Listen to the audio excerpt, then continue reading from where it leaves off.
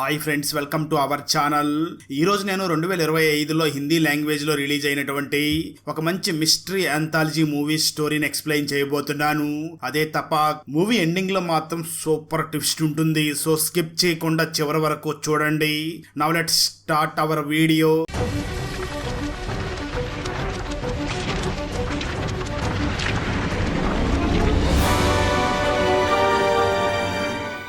Video start చేసే ముందు మన ఛానల్లో లాస్ట్ వీడియోకి వచ్చిన బెస్ట్ కామెంట్ ఏమిటో చూద్దాం. అండ్ ఈ కామెంట్ నేను పర్సనల్గా సెలెక్ట్ చేసింది అయితే కాదు, సాఫ్ట్వేర్ ఆటోమేటిక్గా ఈ వీడియోని లైక్ చేసి కామెంట్ చేసిన బెస్ట్ కామెంట్ని ర్యాండమ్గా సెలెక్ట్ చేస్తుంది. So keep commenting. నెక్స్ట్ మీ కామెంటే సెలెక్ట్ అయ్యే ఛాన్స్ ఉంది. And thanks for commenting. Now let's start our video. Open చేస్తే టిట్లీ అనే అమ్మాయి తన నానమ్మ మరియు తాతయ్యల ఇంటి దగ్గరికి వెళ్ళి ఉంటుంది. ఆ రోజు నానమ్మ ఇంట్లో వంట చేస్తూ ఉండగా ఆ టిట్లీ తాతయ్య మాత్రం తను ఒక రైటర్ కావడంతో టైపింగ్ మిషన్ దగ్గర కూర్చుని ఏదో ఒక కథని టైప్ చేస్తూ ఉంటాడు. దాంతో టిట్లీ వెంటనే తన తాతయ్య దగ్గరికి వెళ్ళి, మీరు స్టోరీస్ ని బాగా రాస్తూ ఉంటారంట కదా, వాటిలో మీకు బాగా నచ్చిన కథ ఏమిటని అడుగుతుంది. అయితే ఆ మాటలు విన్న టిట్లీ తాతయ్య మాత్రం ఏమీ మాట్లాడకుండా తన పని తను చూసుకుంటూ ఉంటాడు. ఆ వెంటనే టిట్లీ తన తాతయ్యతో మళ్ళీ మాట్లాడడానికి ప్రయత్నిస్తుంది, కానీ తన తాతయ్య మాత్రం టిట్లీతో ఏమీ మాట్లాడకుండా కేవలం తన పని మాత్రమే చూసుకుంటూ ఉంటాడు. దాంతో టిట్లీ చాలా కోపపడుతూ తన నానమ్మ దగ్గరికి వెళ్ళి, నేను ఇక్కడి నుంచి వెళ్ళిపోతాను, ఎందుకంటే తాతయ్య నేను మాట్లాడినే కానీ నాతో మాట్లాడడం లేదు అని అంటుంది. దానికి టిట్లీ నానమ్మ మాట్లాడుతూ, అదేం కాదు, నువ్వు కూడా పనిలో ఉంటే పక్కన వాళ్ళతో మాట్లాడవు కదా, మీ తాతయ్య ఏదో కొత్త స్టోరీని రాస్తున్నట్లు ఉన్నాడు, అందుకే నీతో మాట్లాడి ఉండడు అని అంటుంది. ఆ మాటలు విన్న టిట్లీ, ఆ నాన్న కూడా చెప్పాడు, తాతయ్య ఏదో ఎప్పుడూ బోరింగ్ స్టోరీస్ ని రాస్తూ ఉంటాడు, ఆ స్టోరీస్ ఏవి కూడా అమ్ముడు పోవు అని అన్నాడు, అది నిజమేనా అని అడుగుతుంది. ఆ మాటలు విన్న టిట్లీ నానమ్మ మాట్లాడుతూ, అదేం కాదు, మీ తాతయ్య చాలా మంచి మంచి స్టోరీస్ ని రాస్తూ ఉంటాడు అని వాటిలో ఒక మంచి స్టోరీని చెప్పడం మొదలు పెడుతుంది. ఇదంతా కూడా మనకు విజువల్ గా చూపిస్తూ ఉంటారు. పూజ అనే అమ్మాయి ఒక ఎత్తైన టవర్ మీద నిలబడి చాలా బాధగా ఆమె చేతికున్న హ్యాండ్ బ్యాగ్ ని చూస్తూ ఉంటుంది. నిజానికి ఆ హ్యాండ్ బ్యాగ్ ని ఆమెకి తన ఫ్రెండ్ అయినటువంటి బబ్లు గిఫ్ట్ గా ఇచ్చి ఉంటాడు. ఇక్కడే స్టోరీ గతానికి వెళ్తుంది. పూజ మరియు బబ్లు బైక్ మీద వెళుతూ ఉండగా ఒక అందమైన అమ్మాయిని చూసినటువంటి బబ్లు వెంటనే ఆ అమ్మాయిని మళ్ళీ తిరిగి చూడాలి అని ఆ ప్లేస్ కి వెళ్ళమని పూజకి చెప్తూ ఉంటాడు. అలా పూజ మరియు బబ్లు ఇద్దరూ కూడా వేగంగా ఆ ప్లేస్ దగ్గరికి వెళుతూ ఉంటారు. పూజ మాత్రం బబ్లును చూసి లేట్ అవుతుంది, వెంటనే మా ఇంటికి వెళ్ళాలి అని అంటూ ఉంటుంది. కానీ ఆ బబ్లు మాత్రం ఇంత దూరం వచ్చాం కదా, ఒకసారి ఆ అమ్మాయిని చూసే వెళదాం, నువ్వు వేగంగా బండిని డ్రైవ్ చెయ్యి అని అంటూ ఉంటాడు. అలా పూజ వేగంగా బండిని డ్రైవ్ చేస్తూ ఉండగా సడన్ గా తన బండికి ఎదురుగుండా ఒక కుక్క వస్తుంది. ఆ కుక్కను చూసినటువంటి బబ్లు చాలా భయపడుతూ ఉంటాడు. కానీ ఆ పూజ మాత్రం ఏం భయపడకు, అది మనల్ని ఏమీ చెయ్యదు అని తనకి ధైర్యం చెప్తూ ఉంటుంది. సరిగ్గా అదే సమయంలో అక్కడికి తోపుడు బండి తోసుకుంటూ వ్యాపారం చేసుకునే రమేష్ అక్కడికి వస్తాడు. నిజానికి అక్కడ ఉన్న కుక్క రమేష్ ది అయి ఉంటుంది. దాంతో పూజ మరియు బబ్బులు ఇద్దరు కూడా రమేష్ దగ్గరికి వెళ్లి టీ తాగుతూ ఉంటారు. ఆ సమయంలో పూజ వెంటనే రమేష్ ని చూసి వాళ్ళు అక్కడ చూసినటువంటి అమ్మాయి గురించి ఎంక్వైరీ చేసే ప్రయత్నం చేస్తుంది.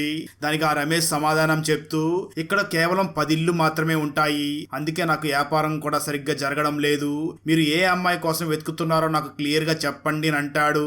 దాంతో బబ్బులు వెంటనే రమేష్ ని చూసి, మేము ఆ అమ్మాయిని టవర్ మీద చూసాం, ఆ అమ్మాయి ఎవరో మాకు తెలియదు అని అంటాడు.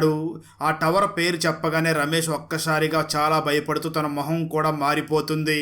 వెంటనే రమేష్ పూజ మరియు బబ్లుని చూసి, ఆ టవర్ చాలా ప్రమాదకరమైనది, అక్కడికి చాలా మంది టూర్ కోసం ప్రజలు వస్తూ ఉంటారు, చాలా మంది అక్కడి నుంచి దూకి చనిపోతూ ఉంటారు, కొంతమంది అయితే అక్కడికి వెళ్ళిన వాళ్ళు అసలు తిరిగి రాలేదు అని అంటాడు. ఆ మాటలు విన్న పూజ చాలా భయపడుతూ ఉంటుంది. అయితే బబ్లు మాత్రం పూజని చూసి, అతను కావాలని మనల్ని భయపెడుతున్నట్లుగా ఉన్నాడు, నువ్వు దాని గురించి ఏమీ భయపడకుండా అక్కడికి పద అని చెప్పి ఇద్దరూ కూడా ఆ ప్లేస్ కి చేరుకోగా అక్కడ ఉన్నటువంటి కవర్ ని చూసి ఆ బబ్లు చాలా ఆనందపడుతూ ఉంటాడు. అక్కడ టవర్ కింద ఒక ఇల్లు కూడా ఉండడంతో పూజ వెంటనే బబ్లును చూసి, నువ్వు వెంటనే ఆ ఇంటి దగ్గరికి వెళ్ళి ఏముందో చూడు, నేను ఒకసారి ఈ టవర్ ఎక్కి చూస్తాను అని చెప్పి ఆ టవర్ ఎక్కబోతూ ఉంటుంది. ఆ టవర్ చుట్టూ ఏదో ఒక పక్షి గూడి కట్టినట్లుగా ఉంటుంది. సరిగ్గా అదే సమయంలో తోపుడు బండిని నెట్టుకుంటూ రమేష్ అటువైపుగా వెళుతూ పూజ మరియు బబ్లు బైక్ అక్కడ ఉండడం చూసి, వీళ్ళేమిటి ఇంత చెప్పినా ఇక్కడికి వచ్చారు అనుకుంటూ ఆశ్చర్యపడి అక్కడి నుంచి వెళ్ళిపోతాడు. మరోపక్క బబ్లు ఆ టవర్ కింద ఉన్నటువంటి ఇంటి తలుపుల్ని కొడుతూ ఉంటాడు, కానీ ఎవరూ కూడా వచ్చి తలుపు తీయరు. సరిగ్గా అదే సమయంలో పూజ అక్కడికి వచ్చి సరే పద టైం అవుతుంది అని అంటూ ఉంటుంది. కానీ ఆ బబ్లు మాత్రం ఇంత దూరం వచ్చి ఎలా వెళ్ళిపోతాం, అసలు ఇక్కడ ఉన్నది ఎవరో తెలుసుకోవాలి, ఈ ఇంటి డోర్ మీద చిన్న గ్యాప్ ఉంది, నువ్వు కొంచెం నన్ను పైకి లేపితే నేను చూస్తాను అని చెప్పడంతో ఆ పూజ వెంటనే బబ్లుని పైకి లేపే ప్రయత్నం చేస్తుంది. కానీ అయితే పూజ మాత్రం బబ్లుని పైకి లేపలేక వెంటనే కిందకి దించేసి పద ఇక్కడి నుంచి వెళ్ళిపోదాం టైం అవుతుంది అని అంటూ ఉంటుంది. అయితే ఆ బబ్లు మాత్రం పూజని చూసి నేను మాత్రం ఎక్కడికి రాను, ఒక పని చెయ్యి, నువ్వు ఇక్కడి నుంచి వెళ్ళిపో, నేను ఇక్కడ ఎవరు ఉన్నారో కనుక్కొని వస్తాను అని చెప్పి తను వెంటనే అక్కడ ఉన్నటువంటి ఆ టవర్ ని ఎక్కుతూ ఉంటాడు. అయితే మరోపక్క పూజ ఒంటరిగా కొంచెం దూరం వచ్చేసి మనం బబ్లుని ఆ విధంగా ఒంటరిగా వదిలేసి రావడం మంచిది కాదు అని తిరిగి మళ్ళీ తను ఆ టవర్ దగ్గరికి వెళ్లి చూడగా అక్కడెక్కడా కూడా బబ్లు కనిపించడు. దాంతో పూజ ఆ బబ్లు కోసం వెతుకుతూ ఉండగా అప్పుడే ఆ బబ్లు టవర్ మీద నుంచి చనిపోయి తను బాగా కాలిపోయి కింద పడిపోతాడు. అక్కడ ఆ బబ్లు డెడ్ బాడీని చూసినటువంటి పూజ చాలా భయపడి ఏడుస్తూ ఉంటుంది. సరిగ్గా అదే సమయంలో రమేష్ అక్కడికి వచ్చి నేను చెప్పినా వినకుండా ఇక్కడికి వచ్చారు, ఏమైందో చూసావు కదా, ఈ ప్లేస్ లో ఎప్పుడూ కూడా ప్రమాదాలు జరుగుతూ ఉంటాయి, ఇక్కడ ఉండడం అంత మంచిది కాదు, నాతో పాటు రా అని ఆ పూజ చేయి పట్టుకుని అక్కడి నుంచి తీసుకుని వెళ్ళిపోతూ ఉంటాడు. అదే సమయంలో అక్కడికి ఒక విచిత్రమైన పక్షి సౌండ్ చేస్తూ వస్తూ ఉంటుంది.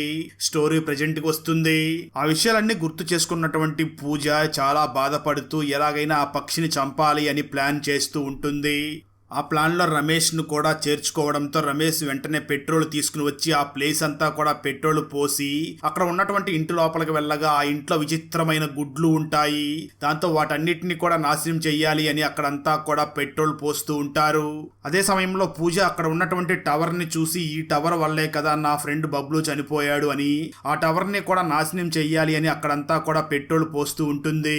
అయితే సడన్ గా అదే సమయంలో వర్షం కూడా వస్తూ ఉండడంతో రమేష్ వెంటనే పూజని చూసి మేడం వెంటనే తగలబెట్టేసేయండి, వర్షం పడేలాగా ఉంది అని అంటూ ఉంటాడు. కానీ ఆ పూజ మాత్రం లేదు, ఆ పక్షి ఇక్కడికి వస్తే దాన్ని కూడా కలిపి తగలబెట్టాలి అని వెయిట్ చేస్తూ ఉంటుంది. కానీ ఆ పక్షి మాత్రం కిందకి రాకుండా పైనే తిరుగుతూ ఉంటుంది. దాంతో రమేష్ వెంటనే పూజని చూసి ఒక ఐడియా చెప్తాడు. ఖచ్చితంగా ఆ పక్షి కిందకి రావాలి అంటే ఒకే ఒక్క ఉపాయం ఉంది, మనం ఆ పక్షి గూడిని చెడగొడితే అది ఖచ్చితంగా కిందకి వస్తుంది అని రమేష్ వెంటనే ఆ టవర్ దగ్గర ఉన్నటువంటి ఆ పక్షి గూడిని చెరిపేస్తూ ఉంటాడు. అది చూసిన ఆ పక్షి కూడా చాలా వేగంగా కిందకి వస్తూ ఉంటుంది. మరోపక్క పూజ కాల్చడానికి అంతా కూడా రెడీ చేస్తూ ఉంటుంది. అలా ఒక కథని ఆ టిట్లీ నానమ్మ చెప్పడంతో టిట్లీ వెంటనే తన నానమ్మను చూసి ఆ తర్వాత ఏమయ్యింది, కథ చాలా ఇంట్రెస్టింగ్ గా ఉంది, ఆ టవర్ ని పూజ కాల్ చేసిందా లేదా ఆ పక్షి వచ్చి వాళ్ళిద్దరిని చంపేసిందా, ఆ తర్వాత ఏం జరిగిందో చెప్పు అని అడుగుతుంది. దానికి టిట్లీ నానమ్మ మాత్రం టిట్లీని చూసి ఈ స్టోరీకి ముగింపు లేదు, ఈ స్టోరీ ఎండింగ్ ని నువ్వే ఊహించుకోవాలి అని అంటుంది. అది మొత్తం విన్నటువంటి టిట్లీ వెంటనే తన నానమ్మను చూసి నాన్న చెప్పినట్లుగా తాతయ్య స్టోరీలు అంత బోరింగ్ గా ఏమీ లేవు, చాలా ఇంట్రెస్టింగ్ గా ఉన్నాయి, నాకు మరొక స్టోరీని చెప్పవా అని అడుగుతుంది. దాంతో టిట్లీ నానమ్మ వెంటనే ఒక బుక్ తీసుకుని వచ్చి టిట్లీకి ఇచ్చి దీంట్లో చాలా స్టోరీస్ ఉన్నాయి నువ్వే చదువుకో అని అంటుంది. దాంతో టిట్లీ వెంటనే ఆ బుక్ లో ఉన్నటువంటి అంబ్రెల్లా అంకుల్ అనే ఒక స్టోరీని చదవడం మొదలు పెడుతుంది. ఇదంతా కూడా మనకి విజువల్ గా చూపించడం మొదలు పెడతారు. 60 సంవత్సరాల ముసలి వ్యక్తి నడవలేక చాలా బాధపడుతూ తన నడుము వంగిపోయి నడవలేక చాలా ఇబ్బందులు పడుతూ ఉంటాడు. కట్ చేస్తే ఆ తర్వాత రోజు మార్నింగ్ ఇద్దరు భార్యాభర్తలైనటువంటి మహేష్ మరియు రేవతిలని చూపించడం జరుగుతుంది. ఆ రేవతి ప్రెజెంట్ ప్రెగ్నెంట్ గా ఉంటుంది. ఈ రేవతి స్కూల్లో టీచర్ గా వర్క్ చేస్తూ ఉండగా ఆ రోజు ఇద్దరు పిల్లలు వర్షంలో తడుస్తూ ఉండడంతో రేవతి అక్కడికి వచ్చి వర్షంలో ఎందుకు తడుస్తున్నారు, వెంటనే లోపలికి రండి అని అంటూ ఉంటుంది. మహేష్ వెంటనే రేవతిని చూసి నువ్వు ప్రెజెంట్ ఒట్టి మనిషివి కాదు, ప్రెగ్నెంట్ గా ఉన్నావు, కొంచెం జాగ్రత్తగా నడువు అని అంటూ ఉంటాడు. ఆ సమయంలో రేవతి గొడుగును ఓపెన్ చేయడానికి ప్రయత్నించగా ఆ గొడుగు ఓపెన్ అవ్వకుండా ఉంటుంది. దాంతో రేవతి వెంటనే మహేష్ కి ఆ గొడుగు ఇచ్చి దీన్ని వెంటనే సరి చేయించుకునిరా అని చెప్పడంతో మహేష్ వెంటనే ఆ గొడుగుని తీసుకుని ఎవరైతే మనకు మొదట్లో చూపించారో 60 సంవత్సరాల ముసలి వ్యక్తి దగ్గరికి తీసుకుని వెళ్లి ఈ గొడుగును కొంచెం సరిచేసి పెట్టండి అని అంటాడు. నిజానికి ఆ ముసలి వ్యక్తి గొడుగుల్ని సరి చేస్తూ ఉంటాడు. ముసలి వ్యక్తి వెంటనే ఆ గొడుగుని చూసి దీన్ని ఇప్పుడు రిపేర్ చేయడం కుదరదు, నీకు కావాలంటే నా దగ్గర ఒక గొడుగు ఉంది దాన్ని తీసుకుని వెళ్ళు అని చెప్పి ఒక గొడుగునివ్వగా దాంతో ఆ మహేష్ వెంటనే ఆ గొడుగుని ఓపెన్ చేసి చూడగా అది చాలా నీట్ గా కొత్త దానిలాగా ఉంటుంది. దాంతో మహేష్ వెంటనే ఆ పెద్ద వ్యక్తిని చూసి ఈ గొడుగు రేట్ ఎంతో చెప్పండి అని అడుగుతాడు. దానికి ఆ 60 సంవత్సరాల ముసలి వ్యక్తి మాత్రం, నువ్వు నాకు ఒక గొడుగు ఇచ్చావు కదా, ఆ గొడుగుకి ఈ గొడుగు సరిపోతుంది, నువ్వు నాకేమీ డబ్బులు ఇవ్వవలసిన అవసరం లేదు అని అంటాడు. ఆ మాటలు విన్న మహేష్ మాత్రం ఇతనేంటి ఈ విధంగా మాట్లాడుతున్నాడు, నేను ఇచ్చింది పాత గొడుగు కదా అనుకుంటూ, సరే అయితే నేను ఉంటాను అని చెప్పి అక్కడి నుంచి ఆ గొడుగు తీసుకుని వెళ్ళిపోతాడు. ఆ రోజు రాత్రి మహేష్ రేవతి కోసం ఫుడ్ ప్రిపేర్ చేయగా రేవతి మహేష్ ని చూసి, ఇంతకీ ఇది వెజ్జా నాన్ వెజ్జా అని అడుగుతుంది. ఆ మహేష్ మాట్లాడుతూ, అదేంటి అలా అడుగుతున్నావు, ఇది వెజ్జే కదా అని అనగా రేవతి మహేష్ ని చూసి, మరి నా దాంట్లోకి ఎందుకు బొద్దింక వచ్చింది అని అంటుంది. మహేష్ వెంటనే ఆ ప్లేట్ ని మార్చబోతూ ఉంటాడు. రేవతి మాత్రం అవసరం లేదు అని ఆ బొద్దింకిని పక్కకి తీసేసి ఇద్దరూ కూడా భోజనం చేస్తూ ఉంటారు. మరోపక్క 60 సంవత్సరాలు పైబడినటువంటి ఆ ముసలి వ్యక్తి ఇంటికి తిరిగి వచ్చి అక్కడ ఇంట్లో ఉన్నటువంటి ఒక తైలాన్ని తన నడుముకి రాసుకుంటూ నడవలేక ఇబ్బంది పడుతూ ఉంటాడు. మరోపక్క రేవతి మహేష్ ని పిలిచి, నాకేదో కొంచెం జ్వరంగా వచ్చినట్లుగా ఉంది అని అంటుంది. మహేష్ కూడా చెక్ చేసి, అవును ఒళ్ళు చాలా వేడిగా ఉంది, పద హాస్పిటల్కి వెళ్దామని అంటాడు. కానీ ఆ రేవతి మాత్రం హాస్పిటల్కి ఏం వద్దు, ఇంట్లో టాబ్లెట్ ఉంది కదా అంటూ టాబ్లెట్ ని వేసుకుంటుంది. మరోపక్క 60 సంవత్సరాల ముసలి వ్యక్తి వెంటనే ఒక మొక్కజొన్న తోటలోకి వెళ్లి అక్కడ కూర్చుని ఉండగా ఆ సమయంలో ఎవరో అక్కడికి వస్తారు. అది ఎవరు అన్నది మాత్రం మనకి ఇక్కడ చూపించరు. దాంతో ఆ పెద్ద మనిషి వెంటనే వాళ్ళతో మాట్లాడుతూ, మీకు కావాల్సింది నా దగ్గర ఒకటి ఉంది అని మహేష్ తనకిచ్చినటువంటి ఆ గొడుగుని వాళ్ళకి ఇచ్చి దానికి బదులుగా వాళ్ళ దగ్గర ఏదో తీసుకుంటూ ఉంటాడు. మరోపక్క ఇంట్లో నిద్రపోతున్నటువంటి రేవతి మహేష్ ని పిలిచి, నా కాలు పట్టుకుని ఎవరో లాగుతున్నట్లుగా ఉంది అని అంటుంది. దాంతో మహేష్ వెంటనే లాంతర తీసుకుని అక్కడంతా చూస్తాడు, కానీ అక్కడ ఎవరో కూడా ఉండరు. సరిగ్గా అదే సమయంలో ఆ రేవతి బాడీలో నుంచి చాలా బొద్దింకలు బయటకు వస్తూ ఉంటాయి. అదే సమయంలో మహేష్ నోట్లో నుంచి కూడా చాలా బొద్దింకలు బయటకు వస్తూ ఉంటాయి. కట్ చేస్తే మరో పక్క 60 సంవత్సరాల వయసు గల ఆ వ్యక్తి మాత్రం తనకు అసలు ఎటువంటి నడుము నొప్పి లేదన్నట్లుగా నడుస్తూ రిలాక్స్ గా ఉంటాడు. మరో పక్క రేవతి మరియు మహేష్ చనిపోవడంతో గ్రామంలోని వాళ్ళందరూ కూడా వీళ్ళిద్దరూ సడన్ గా ఎందుకు చనిపోయారు అని అనుకుంటూ ఉంటారు. నిజానికి ఈ పెద్ద మనిషి ఎవరైతే ఉన్నారో అతను ఒక మంత్రగత్తి దగ్గర పని చేస్తూ ఉంటాడు. తను ఆ మంత్రగత్తి దగ్గరికి వెళ్లి తనకు గొడుగు ఇచ్చి నాకు ఎలాగైనా ఈ నడుము నొప్పిని తగ్గించాలి అని చెప్పి ఉండడంతో ఆ గొడుగు సహాయంతో వాళ్ళని తన కంట్రోల్లోకి తీసుకుని వాళ్ళని చంపేసి ఆ ముసలాయనికి నడుము నొప్పి తగ్గేలాగా చేసి ఉంటుంది. మరోపక్క మనకు ఈ స్టోరీ స్టార్టింగ్ లో ఇద్దరు పిల్లలు వర్షంలో ఆడుకుంటున్నారు కదా, ఆ ఇద్దరు పిల్లలు కూడా మాట్లాడుకుంటూ ఏమైందో తెలియదు కానీ రేవతి మేడం చనిపోయింది అని అనుకుంటూ ఉంటారు. సరిగ్గా అదే సమయంలో గొడుగుల్ని బాగు చేసే వ్యక్తి అటువైపు వస్తూ ఉండడంతో అక్కడ ఉన్నటువంటి ఇద్దరు పిల్లల్లో ఒక బాబు ఆ పెద్ద మనిషిని చూసి, తాతయ్య నీకు మా తాతయ్య ఒక గొడుగునిచ్చాడంటే కదా, అది రెడీ చేసావా అని అడుగుతాడు. దానికి ఆ తాతయ్య వాళ్ళను చూసి, రెడీ చేశాను, నాతో పాటు వచ్చి తీసుకుని వెళ్ళు అని చెప్పడంతో అక్కడ ఉన్న పాప మరియు బాబు ఇద్దరు కూడా పెద్ద మనిషినే ఫాలో అవుతూ తన ఇంటికి వెళ్తారు. అప్పటికే వర్షం బాగా పడుతూ ఉంటుంది. నిజానికి ఆ సమయంలో ఆ పెద్ద మనిషి నడవలేక చాలా ఇబ్బంది పడుతూ ఉంటాడు. అంటే ఎప్పుడైతే ఈ పెద్ద మనిషి క్షుద్ర పూజల ద్వారా ఒక వ్యక్తిని చంపిస్తాడో ఆ సమయంలో తనకి కొద్ది రోజులు మాత్రమే నడుము నొప్పి నయం అవుతూ ఉంటుంది. ఆ తర్వాత మళ్ళీ తనకి నడుము నొప్పి అలాగే కంటిన్యూ అవుతూ ఉంటుంది. దాంతో ఆ పెద్ద మనిషి అప్పుడప్పుడు కూడా ఎవరు దొరికితే వాళ్ళని క్షుద్ర పూజల ద్వారా చంపించి తన వ్యాధిని నయం చేసుకుంటూ ఉంటాడు. కొంతసేపటి తర్వాత ఆ పెద్ద మనిషి ఆ ఇద్దరు పిల్లల్ని కూడా తన ఇంటికి తీసుకుని వెళ్ళగా అక్కడ ఉన్నటువంటి బాబు ఆ పెద్ద మనిషిని చూసి, గొడుగు ఇవ్వండి, బయట వర్షం పడుతుంది అని తన తాత గొడుగును తీసుకుంటాడు. అయితే అక్కడ మరొక గొడుగు కూడా ఉండడంతో ఆ బాబుతో పాటు ఉన్న అమ్మాయి కూడా తాతయ్యని చూసి, నాకు కూడా ఒక గొడుగు ఇవ్వండి అని అంటుంది. కానీ ఆ తాతయ్య మాత్రం లేదు, నీకు గొడుగు ఇవ్వను అని అంటూ ఉంటాడు. సరిగ్గా అదే సమయంలో ఆ తాతయ్యకి మాత్రమే ఒక వాయిస్ వినిపిస్తుంది. అదేమిటి అంటే, నువ్వు ఆ పాపకు కూడా గొడుగు ఇవ్వు అని ఒక వాయిస్ వినిపిస్తుంది. దాంతో ఆ తాతయ్య వెంటనే అక్కడ ఉన్న అమ్మాయిని చూసి, నువ్వు కూడా గొడుగు తీసుకో, కానీ నువ్వు మాత్రం ఆ గొడుగుని తీసుకొచ్చి రేపు ఇక్కడ ఇచ్చేసి అని అంటూ ఉంటాడు. దాంతో ఆ అమ్మాయి ఆ అబ్బాయి ఇద్దరు కూడా గొడుగులు తీసుకుని అక్కడికి వెళుతూ ఉంటారు. అలా ఇద్దరు కూడా అక్కడి నుంచి నడుచుకుని వెళుతూ ఉండగా సడన్ గా ఆ అమ్మాయి అక్కడికక్కడే చనిపోతుంది. ఈ అమ్మాయిని కూడా ఆ మంత్రగత్తె చంపేసి ఉంటుంది. అలా స్టోరీని చదువుతున్న టిట్లీ వెంటనే తన నానమ్మ దగ్గరికి వెళ్ళి, నానమ్మ నేను మరొక కథని కూడా చదివాను, అది కూడా చాలా ఇంట్రెస్టింగ్ గా ఉంది అని అంటుంది. ఆ మాటలు విన్న టిట్లీ నానమ్మ, ఓకే ఇక మీదట నువ్వు ఎటువంటి స్టోరీస్ని చదవకు అని అంటుంది. అయితే ఆ టిట్లీ మాత్రం ఆతృతని ఆపుకోలేక వెంటనే వెళ్ళి మరొక స్టోరీని కూడా చదవడం మొదలు పెడుతుంది. ఇక్కడ ఆ స్టోరీని మనకు మళ్ళీ విజువల్ గా చూపించడం జరుగుతుంది. లిల్లీ అనే అమ్మాయి డేవిడ్ అనే వ్యక్తితో ప్రైవేట్ గా సమయాన్ని గడపడానికి డేవిడ్ ని తీసుకుని వచ్చి ఆ డేవిడ్ ని చంపేసి ఉంటుంది. ఎందుకంటే ఆ డేవిడ్ దగ్గర ఒక కొత్త కారు ఉండడంతో ఆ కారుని కొట్టేయాలి అని ఆ డేవిడ్ ని చంపేసి ఆ డేవిడ్ బాడీని ఆ కారు డిక్కీలో వేసుకుని తను ఉన్న ఉన్నటువంటి ప్లేస్ దగ్గరికి వచ్చి గేట్ ఓపెన్ చేసే ప్రయత్నం చేస్తూ ఉంటుంది. సరిగ్గా అదే సమయంలో ట్రక్కులో ఒక విచిత్రంగా ఉన్న వ్యక్తి అక్కడికి వచ్చి అక్కడ ఉన్నటువంటి లిల్లీని చూసి నాతో వస్తావా, నీకు ఎంత డబ్బులు కావాలన్నా ఇస్తాను అంటూ అసభ్యంగా మాట్లాడుతూ ఉంటాడు. దాంతో లిల్లీ వెంటనే తనని చాలా కోపంగా చూసి మర్యాదగా ఇక్కడి నుంచి వెళ్తావా లేదా అంటూ రాయి విసరడంతో ఆ వ్యక్తి భయపడి అక్కడి నుంచి పారిపోతాడు. ఆ తర్వాత లిల్లీ వెంటనే తను ఉన్నటువంటి టెంట్ హౌస్ దగ్గరికి వెళ్ళి చూడగా అక్కడ తన కొడుకు అనిల్ కనిపించడు. దాంతో లిల్లీ చాలా భయపడుతూ అనిల్ని టెంట్ లోపలే ఉండమని చెప్పాను, ఎక్కడికి వెళ్ళాడు అని భయపెడుతూ వెతుకుతూ ఉండగా ఇంటి వెనకాల అనిల్ కూర్చుని ఉంటాడు. లిల్లీ వెంటనే అనిల్ దగ్గరికి వెళ్ళి నిన్నెప్పుడు బయటికి రావద్దని చెప్పాను కదా, ఎందుకు వచ్చావని అడగ్గా అనిల్ మాత్రం ఆ లిల్లీని చూసి అమ్మ ఇక్కడికి నా ఫ్రెండ్ అయినటువంటి జోజు వచ్చాడు, అతనితోనే నేను ఆడుకుంటూ ఉన్నాను అని అంటాడు. ఆ మాటలు విన్న లిల్లీ చాలా ఆశ్చర్యపడుతూ ఇక్కడ నీకు ఫ్రెండ్ ఉన్నాడా అని అడుగుతుంది. దానికి అనిల్ సమాధానం చెప్తూ అవునమ్మా, నాకు జోజు అనే ఒక ఫ్రెండ్ ఇక్కడ ఉన్నాడు, నిన్ను కూడా అతనికి పరిచయం చేస్తాను అని చెప్పడంతో ఆ మాటలు విన్న లిల్లీ చాలా కంగారు పడుతూ వీడేదో తోడేళ్ళు లాంటి జంతువు దగ్గర స్నేహం చేస్తున్నాడేమో అనుకుని బాబు అనిల్ ఇంకెప్పుడు కూడా నాకు చెప్పకుండా నువ్వు ఎవరితో కూడా మాట్లాడకూడదు అని అంటుంది. దానికి అనిల్ కూడా ఒప్పుకుంటాడు. ఆ రోజు అనిల్ బర్త్డే కావడంతో లిల్లీ తన కోసం కేక్, పిజ్జాలు ఇవన్నీ కూడా తీసుకుని వచ్చి ఉంటుంది. ఇక్కడ మీకు ఒక డౌట్ రావచ్చు, నిజానికి ఆ లిల్లీ దగ్గర డబ్బులు లేవు కదా, ఇవన్నీ ఎక్కడి నుంచి వచ్చాయని డౌట్ రావచ్చు.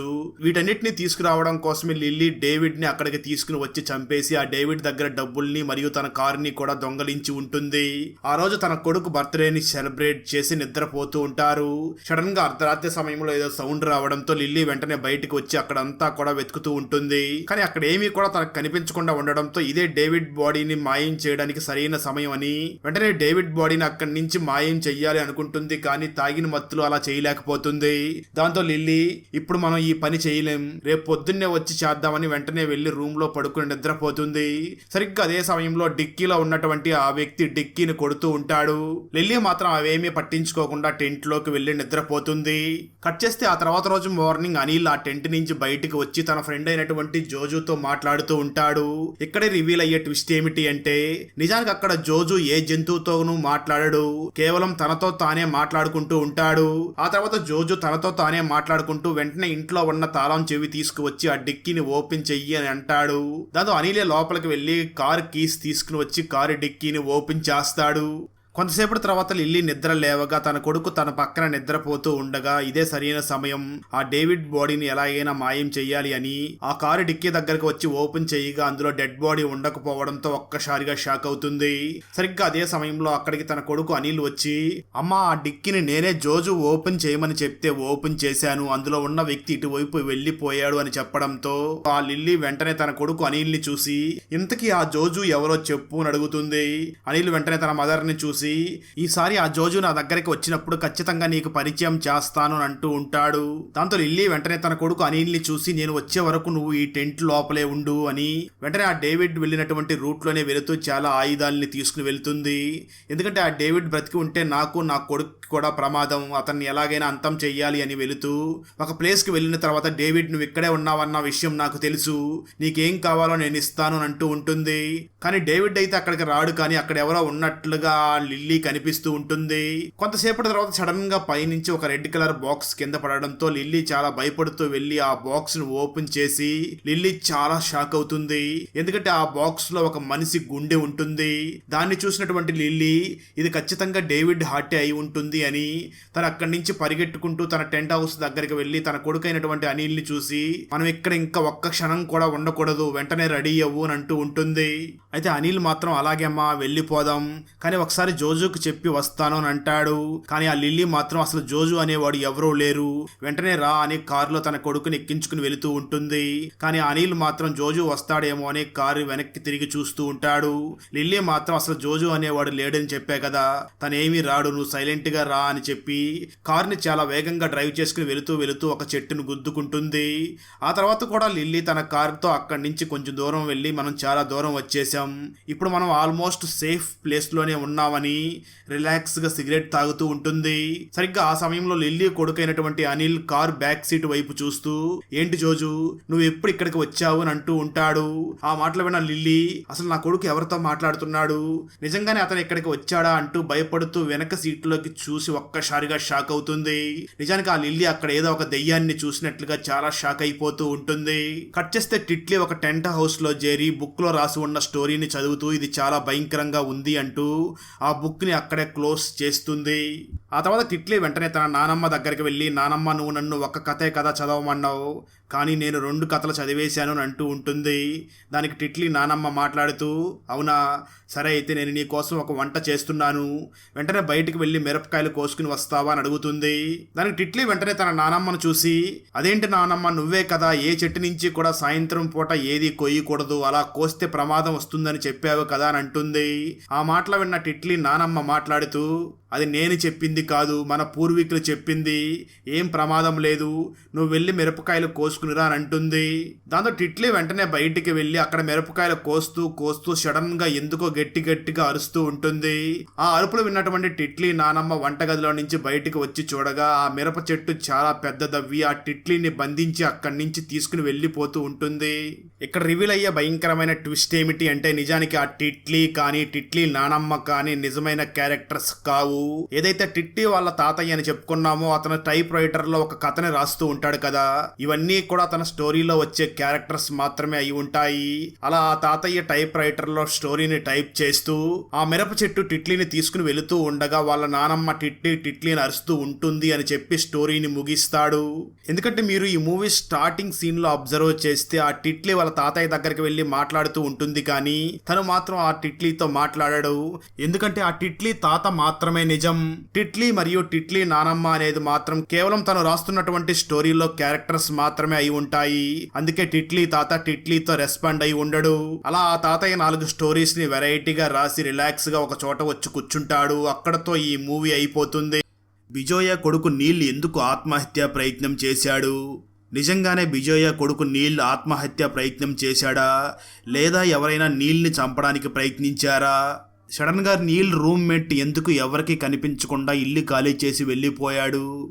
అలాగే బిజోయ హస్బెండ్ నిజంగానే ఆత్మహత్య చేసుకున్నాడా, లేదా తనని ఎవరైనా చంపేశారా?